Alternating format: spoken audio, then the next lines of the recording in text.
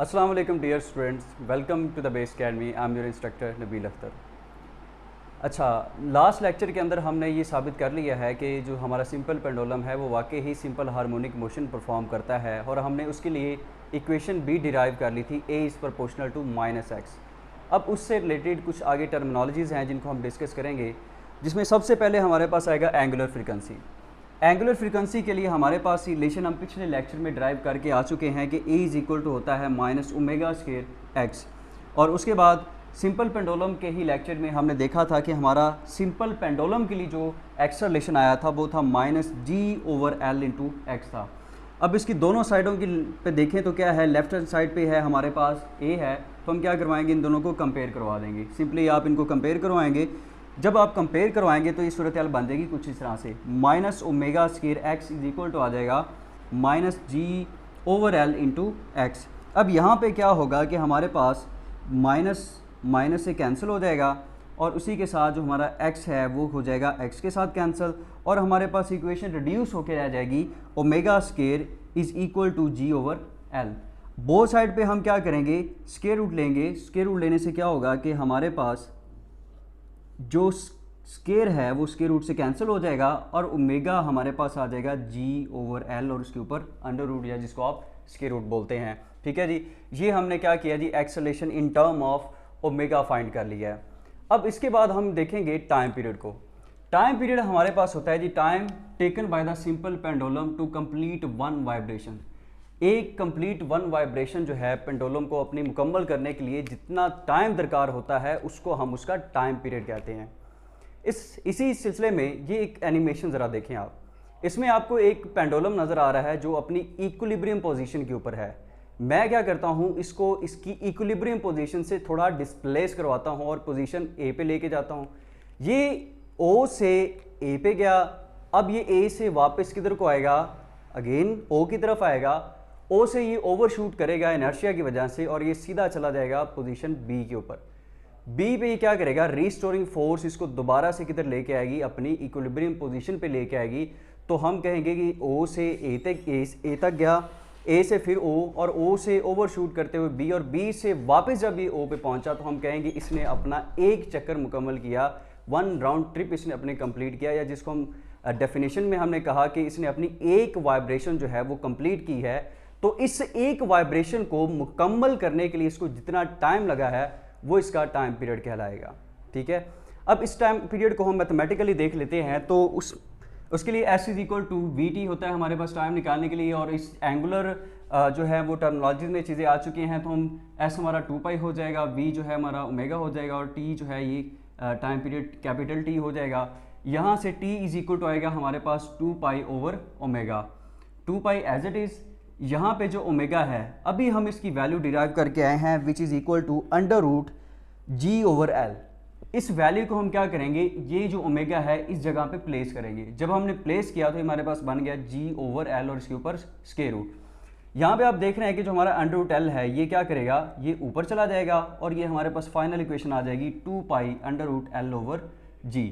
अब यहाँ पे हमारे पास कुछ रिलेशन बनते हैं L और G के लिए। L जो है वो हमारे पास इफेक्टिव लेंथ होती है पेंडुलम की, जो पॉइंट ऑफ जहाँ पे हमने रस्सी को बांधा होता है वहाँ से लेके सेंटर मास या बॉब के जो सेंटर है वहाँ तक की लेंथ को हम इफेक्टिव लेंथ बोलते हैं।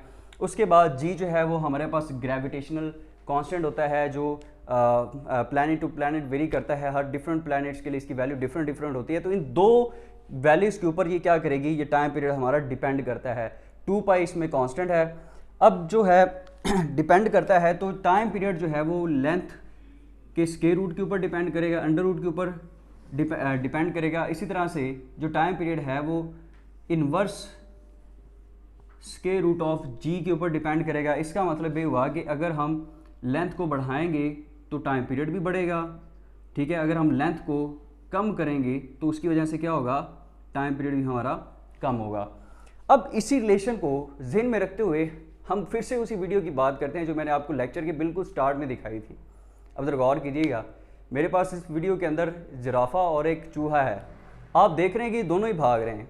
अब ज़रा इनकी टांगों पे आप गौर करें, आपको नज़र आ रहा है कि जो जिराफा है उसकी टांगें लंबी हैं, और जो आपके पास चूहा है उसकी टांगें जो हैं वो क्या हैं, छोटी हैं।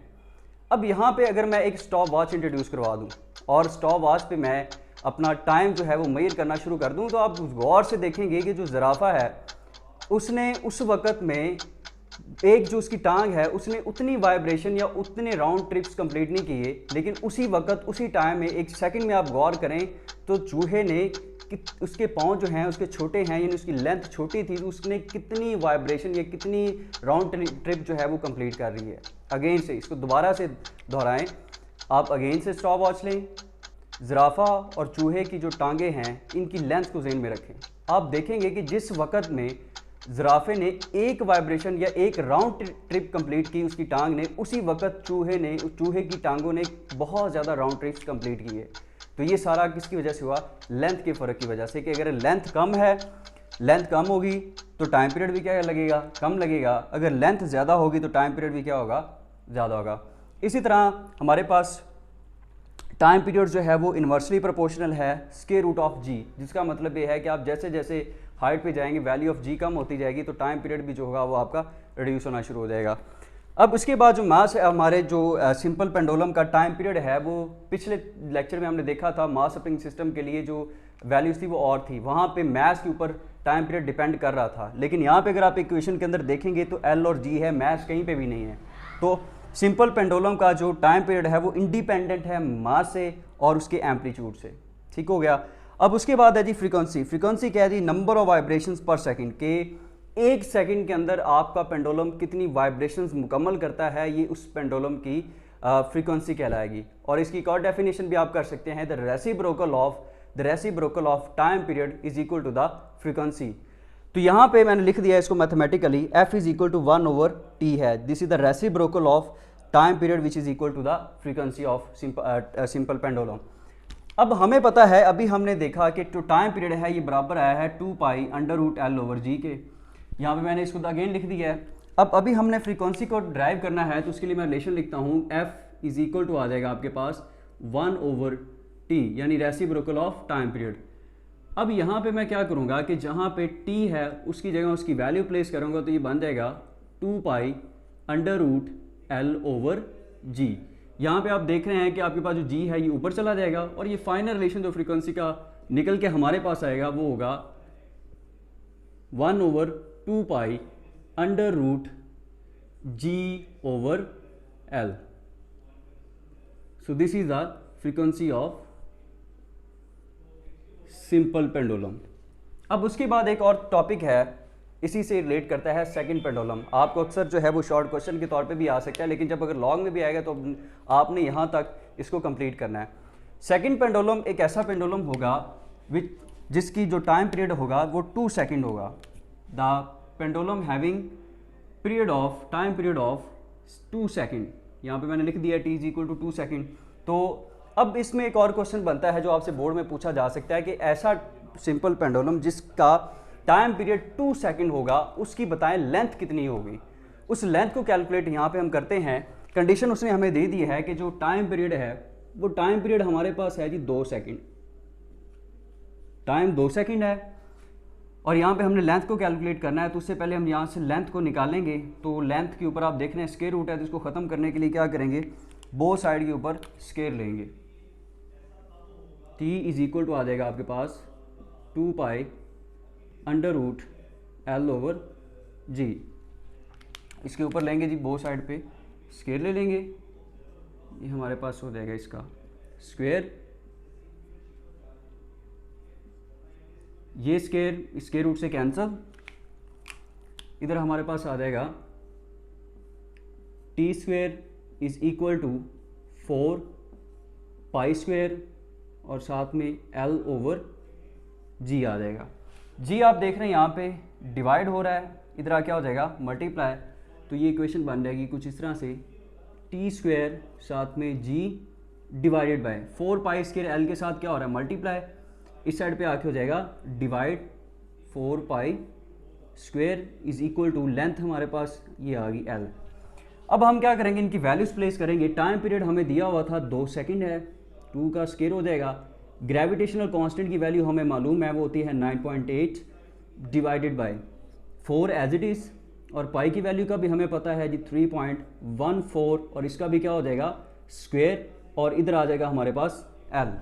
अब इस सारी वैल्यूज़ को हल करने के बाद हमारे पास जो लेंथ आएगी वो होगी L is equal to 0.99 metre, जिसको जब हम सेंटीमीटर में कन्वर्ट करेंगे तो ये हमारे पास आ जाएगी तकरीबन 99.2 सेंटीमीटर, ऑलमोस्ट तकरीबन 100 सेंटीमीटर के बराबर आती है। और इसी को जब हम हल करेंगे फ्रीक्वेंसी निकालेंगे इसके लिए, तो ये आएगी frequency F is equal to 1/t, और t हमारे पास पता है जी कितना होता है 2, और ये निकल के आ जाएगी 0.5 हर्ट्ज़। तो सेकंड पेंडुलम की जो फ्रीक्वेंसी होगी वो तकरीबन 0.5 हर्ट्ज़ होगी। ये MCQs में पूछा जा सकता है, और ये आपको जो शॉर्ट क्वेश्चन के तौर पे भी आ सकता है, और लॉन्ग में जब आएगा तो आपने सिंपल पेंडुलम के साथ इसको लिखना है। तो ये हमारे पास था सेकंड पेंडुलम। अब इसी से आगे सिंपल पेंडुलम से रिलेटेड कुछ MCQs हैं, उनको भी हम चेक करते हैं जी। तो हम इससे रिलेटेड कुछ MCQs हैं सिंपल पेंडुलम से, उसको देखते हैं। तो सबसे पहले हमारे पास आएगा कि इन्फिनिटी पे जी की वैल्यू होती है हमारे पास 0, तो वो कहेगा कि यहाँ पे आपने टाइम पीरियड बताना है, या आपसे फ्रीक्वेंसी पूछ सकता है। इसी तरह सेंटर ऑफ द अर्थ पे पूछ सकता है, और इसी तरह फ्री फॉलिंग जो है वो कोई भी लिफ्ट जब फ्री फॉल कर रही होगी तब वो पूछ सकता है कि उसका टाइम पीरियड आपने बताना है कि वो कितना है। इन तीनों केसेस में आपने याद रखना है कि जी की वैल्यू क्या रहेगी 0 रहेगी। अब जब जी की वैल्यू 0 रहेगी तो यहाँ पे टाइम पीरियड हमें दिया हुआ है जी कि t is equal to 2πL/g। t is equal to 2πL और g की जगह पे क्या आ जाएगा 0, और ऊपर कुछ भी हो, नीचे आपके पास डिनोमिनेटर में 0 आए तो वो उसका आंसर आता है इन्फिनिटी। तो यहाँ पे आ गया इन्फिनिटी, इन्फिनिटी के ऊपर स्क्वायर हो, पावर्स की 3 हो, कुछ भी हो तो वो इन्फिनिटी आएगा, और इन्फिनिटी जिससे भी मल्टीप्लाई होगी उसको भी क्या कर देगी इन्फिनिटी कर देगी। तो हमारे पास टाइम पीरियड क्या आएगा इन्फिनिटी आएगा। ये आपने याद रख लेना है कि जब आपके पास जी की वैल्यू क्या हो जाए 0 हो तो टाइम पीरियड क्या होगा इन्फिनिटी। और आपने बताना है कि फ्रीक्वेंसी की वैल्यू क्या होगी। तो फ्रीक्वेंसी हम लोगों को पता है कि फ्रीक्वेंसी बराबर होती है the reciprocal of time period. तो यहाँ पे आप क्या करेंगे 1 एज इट इज़ रखेंगे और टाइम पीरियड की जगह क्या प्लेस कर देंगे इन्फिनिटी। अब जैसे दो चीज़ें आपने याद रखनी है, समथिंग ओवर 0 बराबर होता है इन्फिनिटी, समथिंग ओवर इन्फिनिटी ऊपर कुछ भी हो नीचे इन्फिनिटी हो तो उसका आंसर आएगा 0। तो यहाँ पे हमारे पास फ्रीक्वेंसी का आंसर क्या आ जाएगा 0 आ जाएगा। अगर आपको ये चीज़ याद नहीं रह रही, आप इससे भी आसान करना चाह रहे हैं, तो आपने फ्रीक्वेंसी का फिर फार्मूला ज़हन में ले आना है, जो कि बराबर होगा आपके पास 1/2π, इसको आपने अभी डिराइव किया है, ये बराबर है g/L के। तो यहाँ पे देखें ज़रा कि g की वैल्यू क्या है 0 है, यहाँ पे 0 प्लेस करेंगे, ऊपर 0 है तो ये भी क्या हो जाएगा सारा 0, और मल्टीप्लाई भी अगर 0 इससे होगा तो आंसर क्या हो जाएगा 0 हो जाएगा। तो आप इस तरह से भी इसको ज़हन में रख सकते हैं। अब इस तरह से भी एक MCQ आपसे पूछा जा सकता है कि लिफ्ट जो है वो ऊपर की तरफ जा रही है और उसका जो एक्सेलरेशन है वो कितना है जी 2 मीटर/सेकंड स्क्वायर है। तो आप बताएं जी कि इसका टाइम पीरियड कितना होगा। तो चेक करते हैं इसका टाइम पीरियड। यहाँ पे हमारे पास जो इसका एक्सेलरेशन आएगा वो आएगा g prime is equal to g+a। ये g क्या है जी ग्रेविटेशनल एक्सेलरेशन, और ये वो एक्सेलरेशन जिस एक्सेलरेशन के साथ लिफ्ट ऊपर की तरफ जा रही है। तो यहाँ पे g इज़ इक्वल टू आ जाएगा g prime is equal to आ जाएगा 9.8 प्लस एक्सेलरेशन कितना है जी 2, और ये हमारे पास आंसर आ जाएगा 11.8 मीटर/सेकंड स्क्वायर। तो ये हमारे पास g प्राइम की वैल्यू आ गई। अब टाइम पीरियड की इक्वेशन होती है जी t is equal to 2π√L/g। तो आपने क्या करना है जी time period is equal to आ जाएगा 2πL/g। यहाँ पे हमारे पास जो g की वैल्यू है वो हमें पता है, और इसी तरह लेंथ जो मैंने स्टार्ट में नहीं लिखी, लेंथ जो हमें गिवन है वो है जी 1.0 मीटर। अब इन वैल्यूज़ को हम यहाँ पे प्लेस करेंगे तो इसकी जगह पे आ जाएगा 1 और g की जगह पे आ जाएगा 11.8। ठीक है जी। अब ये वैल्यू आपने क्या करनी है कैलकुलेटर की मदद से इसको हल करना है, और इसका आंसर आपने कमेंट सेक्शन के अंदर बताना है कि इसका आंसर आपने कितना निकाला है। और जब आप इसका आंसर निकाल लेंगे और आपने साथ में मुझे ये भी बताना है कि ऐसा जो आपके पास ऐसी बॉडी जो ऊपर की तरफ मूव कर रही हो विद एक्सेलरेशन 2 मीटर/सेकंड, उसकी फ्रीक्वेंसी कितनी आ रही है। तो ये दोनों चीज़ें आपने मुझे कमेंट सेक्शन में लाजिम बतानी है। नेक्स्ट लेक्चर में हम देखेंगे एनर्जी कंजर्वेशन इन SHM।